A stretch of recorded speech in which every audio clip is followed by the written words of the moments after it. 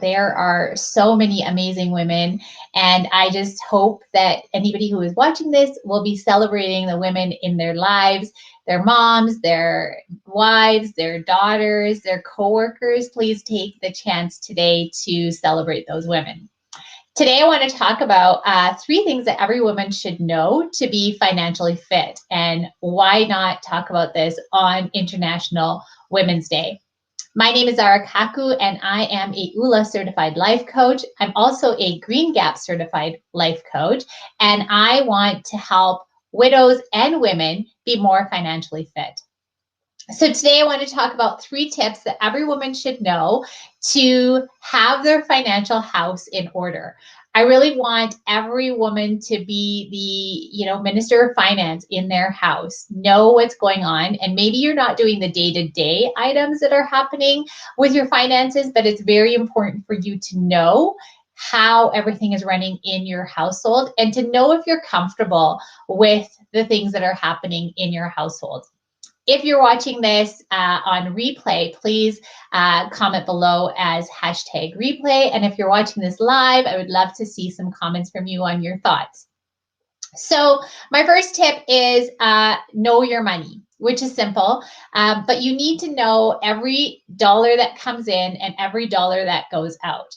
And a simple way to do this is just to grab, bank statements, credit card statements for the last 3 months and write everything out. And so, at the top, you can put your income and then put all the, outgoing things that are going out. You should know how much your mortgage is on a monthly basis. You should know what your property taxes are on a monthly basis. You should know what your energy costs are on a monthly basis. And I'm going to add one more on there, what your grocery costs are on a monthly basis. Those are things that you should know kind of at the top of your mind. And also, while you're doing this, start thinking if you are okay with these numbers and really talk to yourself and be like, am I okay with these numbers? Do they feel good to me? And the reason I say this is because there might be times in your life where there will be maybe a medical emergency or something like that. And are you comfortable maybe making these payments on your own if you had to? And I'm not saying that you're going to have to, but I'm just saying you need to be okay with the fact that if you had to go down to one income, would you be okay with some of these numbers?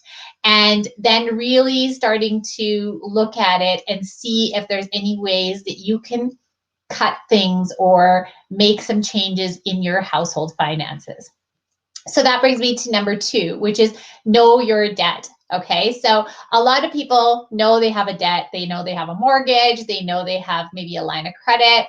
They know that they have maybe an overdraft, but they don't really know the amounts. And so what I would say is take a piece of paper and write down all your debt from the smallest amount to the largest amount and really list them out. And as you're going through this as well, ask yourself, are you okay with this level of debt?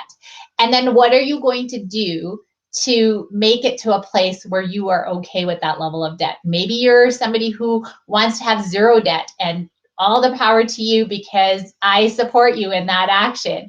And maybe you're somebody that's okay with a certain amount of debt, but you really want to look at what the debt is, list it out from smallest to largest, and then also list out the payments. And again, ask yourself, are you okay with this? And then what you can do is start working to eliminate the debt. And so, working with the smallest one is going to definitely help you get the debt under control quicker. And then the last one as well is to know your investments. So know whether you have investments or not, and ask yourself, are you okay with that?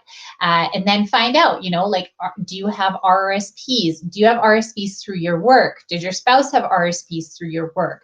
Do you have a retirement education savings plan for your children? Do you have tax-free savings accounts? Do you have a pension?